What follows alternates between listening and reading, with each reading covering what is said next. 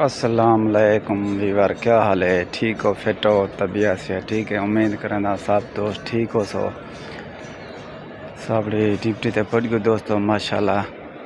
आज मैं 8-9 फ्लोर पहुँच गया, 8-9 फ्लोर पहुँच गया माशाल्लाह। माहौल चेक करो हराम पाक दा पूरा।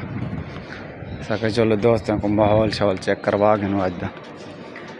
बाकी साढ़े यूट्यूब को जाए सब्सक्राइब नहीं किया, सब्सक्राइब कर गए, लाइक फॉलो शेयर लाजमी किया करो। मुहब्बत सपोर्ट बिल्कुल कान में करने पे। ये पहाड़ है दोस्तों नाल, ये तक आ गए माशाल्लाह हराम पाक।